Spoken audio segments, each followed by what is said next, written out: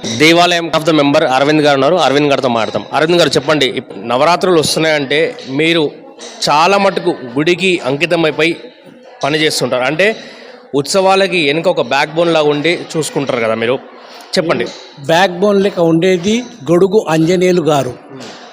అతను chairman founder గుడికి. అతని ఆధ్వర్యంలో మేమందరము వర్క్ చేస్తాం.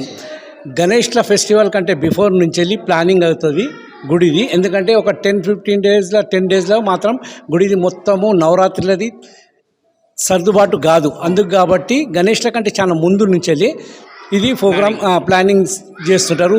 పెయింటింగ్ ఉంటుంది, కొన్ని కలర్స్ దిక్కెళ్ళి ఉంటుంది, ఇంకోటి లైటింగ్ది, ఫ్లవర్ డెకరేషను, మొత్తం నీట్నెస్ మొత్తం అంతా చూడవలసి వస్తుంది. వచ్చిన వారికి పోయేవారికి అందరిది ఏమేమి ఉందో వాళ్ళకి కొద్దిగా వచ్చిన వాళ్ళకి కొంతమందికి శారీస్ పెడతారు. లేడీస్ది ఒక దినం ప్రోగ్రామ్ ఉంటుంది, కుంకుమార్చన. ఆ దినం చాలా పెద్ద ఎత్తున జరుగుతుంది.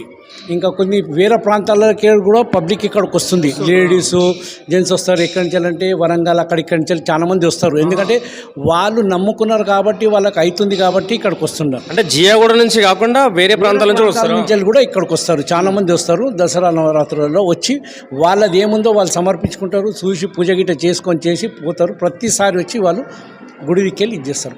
దేవాలయానికి నిత్యం అందుబాటులో ఉండి దేవాలయానికి ఎటువంటి అవసరాలున్నా ప్రత్యక్షంగా చూసుకునే బాలకృష్ణ గారు ఉన్నారు. వారితో మాట్లాడదాం.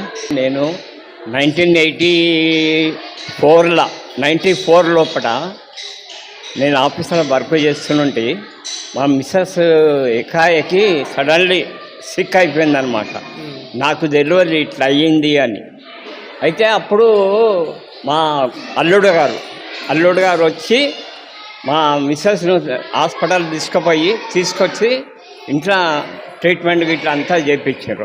అప్పటి నుంచి నేను ఈ అమ్మవారిని చాలా కొలుస్తా. నాకు మొత్తం అంతా ఆమెనే. అప్పుడు దేవాలయం చిన్నగా ఉండే, అప్పుడు దేవాలయం చిన్నగా లేకుండే, ఇట్లనే ఉండే. నేను అప్పుడు ఆఫీసు పోయి వచ్చినాక కూడా 2 టైంలు మొత్తం సఫాయి. అప్పుడు కట్టక ముందు నుంచి కూడా మీరు దేవాలయంలోనే వస్తుంటే అప్పటి నుంచి కూడా వస్తుంటే చాలా నాకు అమ్మవారి దర్శనం కూడా అయ్యింది. అమ్మవారి దర్శనం కూడా అయ్యింది.